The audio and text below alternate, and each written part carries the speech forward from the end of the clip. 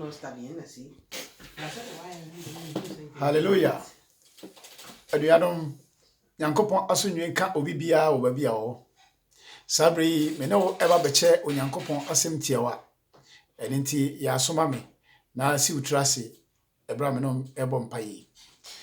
Asafawrade o ma da wasehye odin kokron animonyam. Se ebra emu ayedin amaye won wiase mpo wo hwe enso na oboye ho ban. Na sabri ye da so te nkom na mogya di emu afrisane.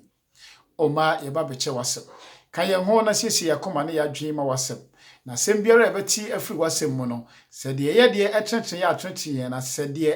kan yanim aka yanim na de esanso echechire ya achechire ye na yenso yetimanya eho ahotoso na mpo ebra emu edin ema yen e wasase sui yen ho ahotoso ye da wase se watie yen adon nti amen.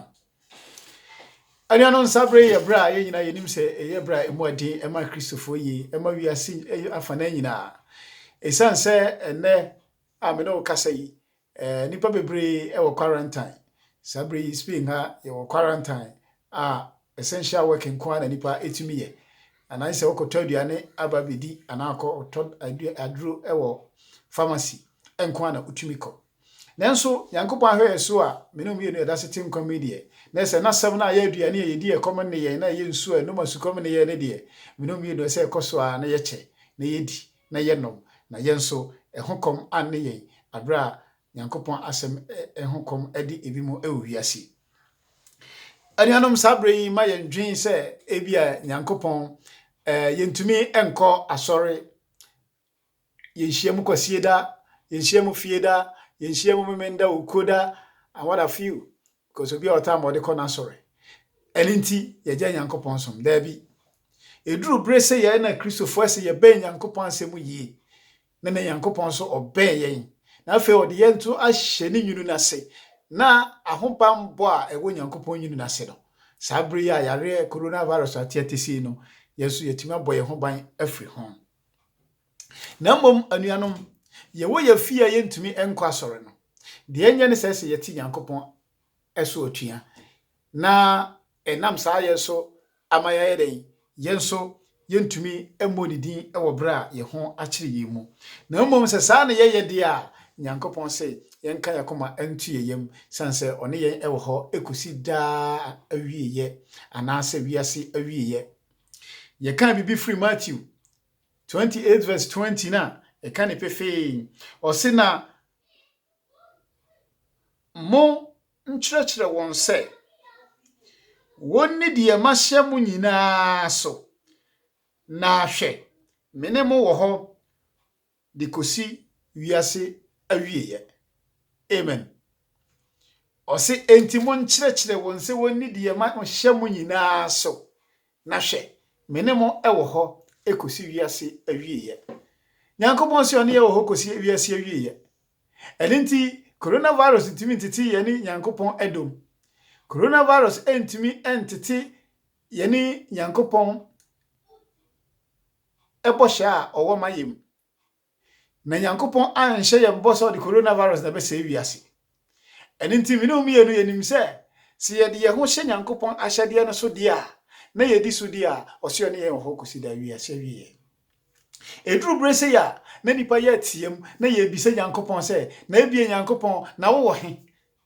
nyame na wo he na wo hwe ama wo nyina ekoso ewo wiase na de yemisa ye menu mienu ni se ankama ye misa se Nyankopon wo he na mo ye misa se na yen ehefa na ye gina menu mienu hefa na ye gina ye wo Nyankopon kwan mu anase ye wo bonsan kwan mu mene umienu ehefa na yegina Nyankopon ahyade na wode ahye yense mene umienu ye niso no na se ye diso a ne bohye na bamu ama yense wone ye ho kosi da wiase awieye no mene umienu ye diso ana eno ne yemisa ye ho Nyankopon de ye wo ho sanso ya tetebotan Nyankopon o tim ho da eti Nyankopon ko wa bia die koso wasase su nyina no Nyankopon wa hu coronavirus outbreak Nyankopon wa hu enti yemisa minum ye yemisa ho se eye Nyankopon na de coronavirus atwi wiase aso ana ebetima e possible eye nipa bonini na waye na adwo noamu na honimu de wopemu ni own interest nti ana wama coronavirus atiatese sade ebeya ono de opese ebamu ma no so ebebamu ana eno nso eye possible na wabisa se na Nyankopon behwe ama ne mma enso akosa hoyehia we mu ana Nyankopon asem be kire ma hu se ene de Nyankopon onye sada biara da sanse Nyankopon onhyebo na ommu ni bohye so eti se Nyankopon aka kire wo se wo na hinta bia na ode wo hye ni nwunu bi asede a na wo se mpindu tuto benku na mpindu tuto nifa na wo de enka wo a Nyankopon behye no ebeba mu ama se Nyankopon se yedi na hyede so na se ye de wo hye ye nyina de a oni yem betena akosi wiase awie ya sa bohye no ebeba mu ama me ne wo mieno na mom maye nye ya adwin se oh amose maye nkoba bia na meme de me ye kristoni ye se ye de yakobo mpaye na ye hwehwe Nyankopon anim eni nti oko Ghana na African countries na sabra ye se obia nka fie no o se ono de kwa no beko Nyankopon ayiye aman bebreye Nyankopon ayiyi nipa omosisi amama no a omode asonwia ba aman bebreye mu na bra na ye military rule no ye ka kiro se curfew a wo ye hwan ya wontumi empu abonten wo kraman kra wo nkwa abonten eninti adenti na ye pre ye ho se ese still a sabre kakra wi ena ese me no me edu pu abonten na mom yetim sum nyame e wa abre nyina mu eninti me no me enu ye wo fie yetim sum Nyankopon nya na me no cha asemi asemo ekwa asonde mu ebeka no na me no chei na mom Bible si ye nya ye munhye da se de betutu ye ho funti na ekwa asore eninti ye ekwa asore ye na mom se bibie si ne yetima nkwa asore a ehadwe na mom de esi ye hwe ne se ye bebo mpaye wo abi ye obia a Christopher nyina de adwenkro no ye di ba bi kura yetim de adwenkro bo mpaye ema Nyankopon etie ye o si Elijah no enipa te se me ne umie no obompaye wasase no so se mansuo nto emfinhia miensa ne fansuo anto wasase no so na osan bompaye bi emfinhia miensa ne fa na chi no osan bompaye bi mansuo esan ede etwa wasase no so wanka se Elijah igina so ndem ne bompaye ene Nyankopon ye den e mansuo toye anase wa mansuo anto eni ntumi ne umie de ba bi e wo bia ye betima bompaye ama Nyankopon aka coronavirus ahye Nyankopon betima tonsuo yiridie ama na be hohoro coronavirus afiri ba bia wo bia asase bia wo so Nyankopon odinitumi ene ye adwuma se yenim na asam dia obi ye na wonti Nyankopon asam na ekom de no e wo Nyankopon asam ho minum ye no de yate ye hu de Nyankopon pe eni nti o se ye nhwe na ye nya de Nyankopon epe ne yie eni nti minum ye no ye nhwe bibi se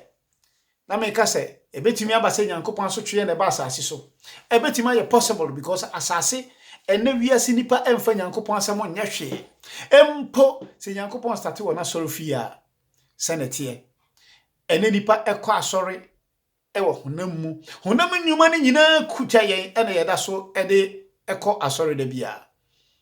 ene nti minum ye no druba bi krampo aye bo Nyankopon di ana yesuro edruba bi aye bo Nyankopon di ana eren na ye fere nanso Nyankopon ti asefo ne de so wo de ho to no ho de a wo de ho to no so de a ono oni uhwamo da bi arada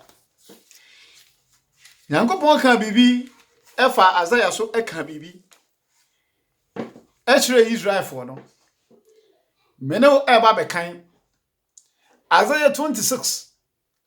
verses 20 or say me man kona kosha ne wo pia mu na to wachire apono mu fa wo hunta kakra bi kosi se abufuo no betwam akro na hwe awurade me free na awurade me free nafa akotwen le free nafa akotwen asase sofo aso won abumuyo nti na asase beyi ni moja adi na erenkata won a waku won eso no so bio me kan ni bio o se me man ko na ko hye ne wo pie mu na to wachiri pono mu fa wo honhun takakra bi kosi se abufuo no betwam akro na hwe awurade ni free na fa akotwe asase sofo aso won amumuyo nti na asase beyi ni moja adi na erenkata won a waku won eso no so bio amen hwe de yankopon ka kire me no mienu erintire yama quarantine say obia entrafi ozo entrafi yankopon kra timi ka kire le man say omonye den omonko onkehye omupia mu omudam mu na omonto omonchiri prum omonto prum na omonhye ho kakra na omontwe mu yankopon bufuo ntwam nko na se yankopon bufuo a odi betwe asase so fo aso no etwam ko a afi wayeden opua ba bonten enintini quarantine enyade a eye adebone enintin sometimes a Christopher my nye ya adwen se ye nimnyansa esen onyankopon nyankopon onimde oye wo hu de ekoso na mmom ye gidie na enye se ye totwene sane se bade adin a Paul ye de ne koto afiase o afiase o bom paye oni Silas anajuda tuo so mo bom paye na mo to nnwom na de ne siye nyankopon hye ne ho animonyam eninti Paul ntimi nka nkyere mo se mo miamio na me nkwa so ndam nko bom paye anse ne nyankopon atiemi wa mo cha matiase eninti no me no mienu de se ne se so ye gidie mu yi na ye hwe ba bia ye gina na bra ye bi se ne nyankopon wo he ena ne ma ye yirei se de na no asuafo no omonam epono so a na nzu na bajabaja no na mo se na ja na ye yirei nti uhu ene ye bi se nyankopon se ne nyankopon wo he but ye misa ba bia ye wo na me no mienu se ye de ho ato nyankopon so ena na hyede ne ye de a nyankopon se ne wo ne ye ne wo ho ekosi wiase awiye ahotoso asebe ena sinwe na mom authorities nso aya ye mfa buonye den emma omo na afi ma ye nye ya adwen ye pese se yakase ma ye nkwa sori kra na ese nipa ekwa sori zanse ye hu se ye ma Ghana mu obi mo efoso ekwa sori ama ye den ye kwa kochi omo ene ade ni nyina no emmoa ye nyina sabre wi se ye ka ye hu bom ewo mpaibo mu ba bia wo bia na adwen kro na ye de bom paye nti Bible chese Peter ochi wo na Christopher nyina de adwen kro ebom paye ebetima ba se no wo faako but ye ne faako kra no a sesia me bom paye se coronavirus awurade ensia no kwan wo so bom paye se coronavirus nyankopon ensia no kwan wo Spain wo Italy wo Ghana wo Germany what have you ni nyina wo bo sampaye no nyankopon ba bia obi a otie wo hu se me ma e de adwen kro eye den ebom paye eninti se ye boni a de ehia ni o sabre ye mu aye diama ye ni se boni mpo na ye se ye twie ho efri boni no ho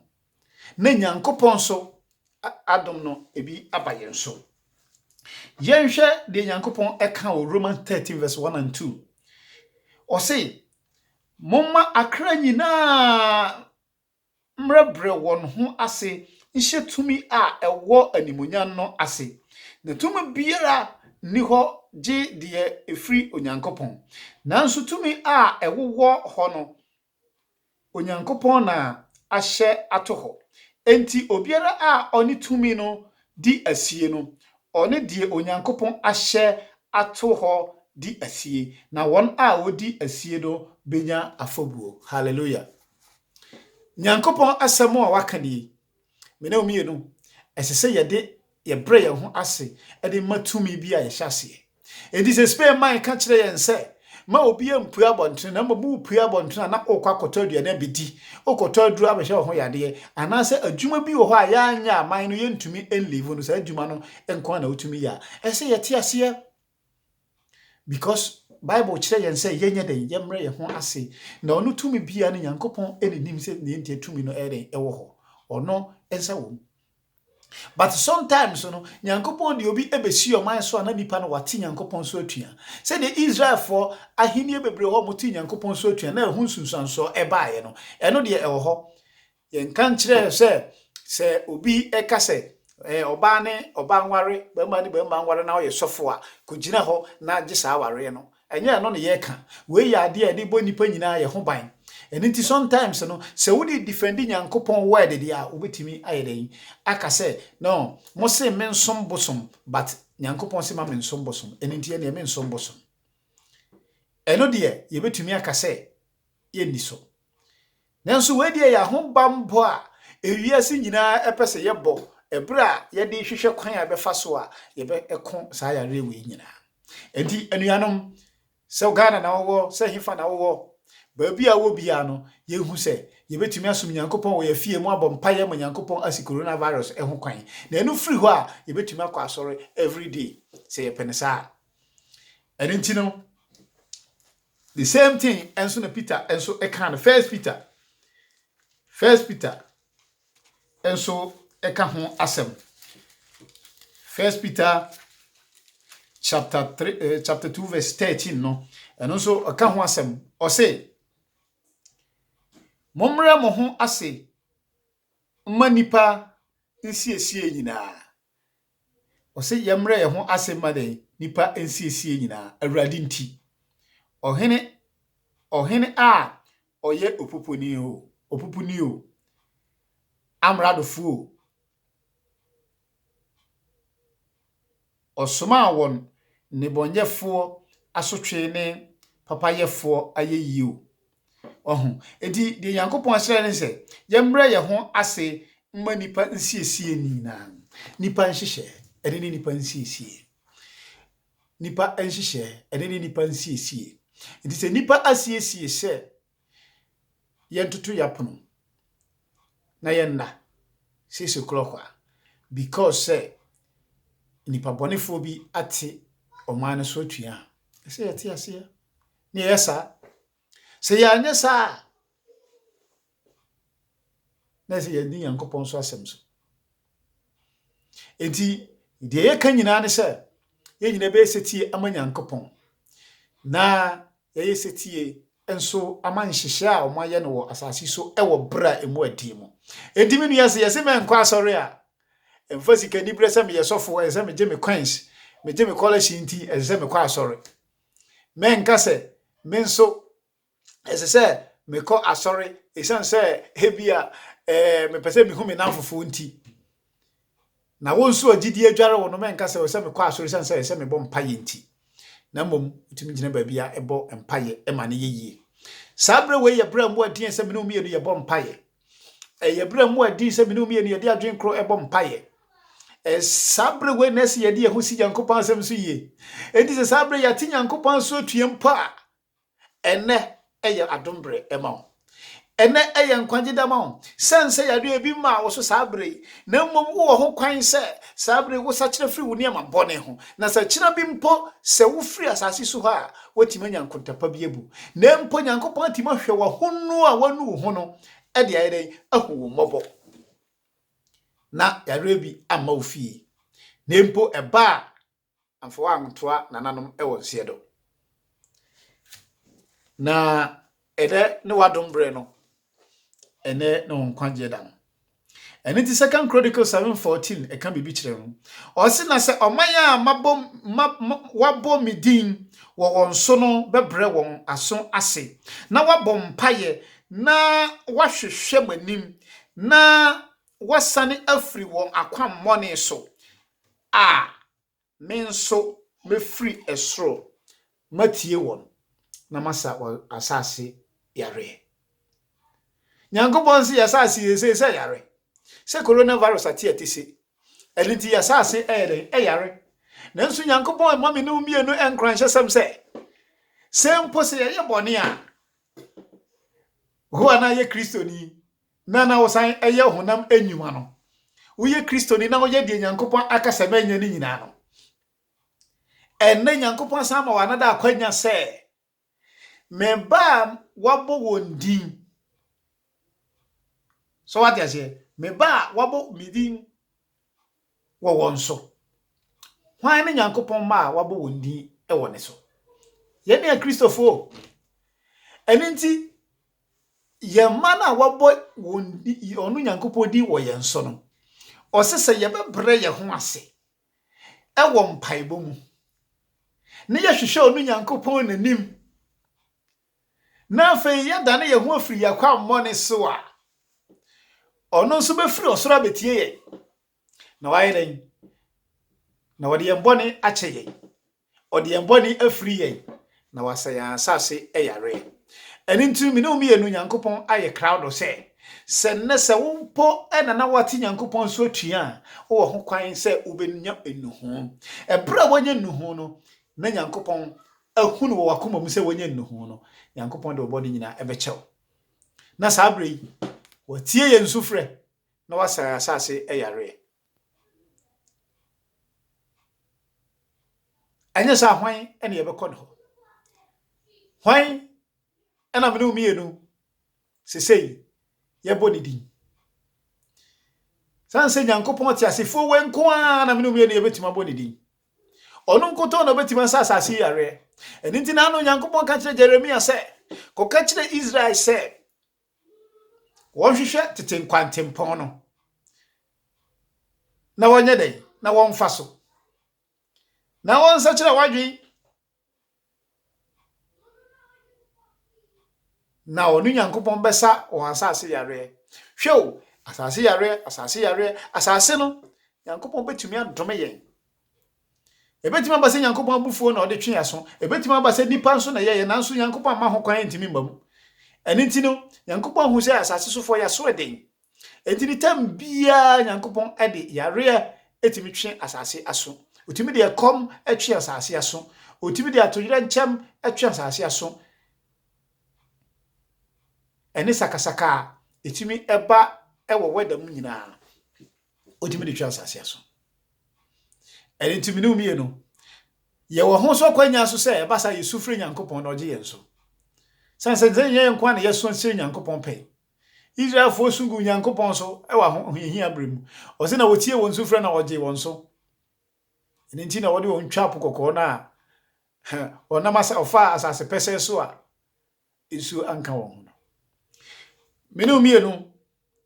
de na betimi ene ya cheni yenhwe hu se ba bia obi ebetima trafa so Nyankopon yenhwe hu se yebedi Nyankopon ahyade ne so de a o se ebra mu atin ebra coronavirus ati atesi na numbers na what se nipa se yewu nipa se yare nipa se yewu nipa se yare nipa se ewo intensive care no o se ono ye bo ha kosi wiase wie ye de a o se wa hye ye mbo so se mpindu atuto ye mbenku na mpindu tuto ye nifa na ebi nkan ye nso de a ene na me no mienu Kristo Yesu Christ o wa waji Kristo adi ni nyina no wo hye Kristo ehye won se atade endi no be hye wo se atade na fi wa bo ho ban afridi a coronavirus ebetimi edi aba nyina eso eni nti enua no mama yenya gidie mapa ene anapa wie mama yenya gidie mapa ba bia obi ene ya najo fa cheme ti se anajo mama yenye den yenya adwen kro yemfa mom paye na yemfa hwehwe Nyankopon ti asefo no anim na se ye boni mpo a o se obeyede ono nso onye se ahu se yenya nuhu no o se obeyede ono nso ebeye aso atie yen obefiri osoro abeye aso atie yen na wayede o de mboni afiri yen na wasaya asase yare ene na se ye hwehwe firi Nyankopon ho enye se ye beko congregation enkoa ene yehia se abekọ asore na mmom yehia se obesa asase no yare enye se akọ asore de na okofa sense wakọ asore na nso bone no onye wanyu se obeti ho afiri ho enne Nyankopon ka kire me no mienu se ti ho afiri bone ho ti ho na o se wo ti ho de a ono be ho akosi wiase awiye no ho e wo bone a wo ye ne sa bremu enyina Sabre ya me no kasa yi ebia nrampo de Nyankopon hye osem enye ne so Kristoni no esan na wotwe a wonkwa asorenti ese de kra de ama ohonho na kofam mo ena me ma wonkra hyesem se ene nu hu na Nyankopon emfa nchew na afei onhu ye nyina ambo se Kristofo na omfa nsa asase yare ye de yesre se Kristofo mo bibia ehonka Oma Kristo ni bia ehonka ye ne yasefo nyina wona eka wana aka nyina na mmom na anu a Elijah bompa ye na nsuo eto after 3.5 years no nsuo to ye no eto masase sofo nyina eni nti ye de yesre se Nyankopon sa asase nyina yare na mmom onfa ho bambo nsonko enye den emma ne ma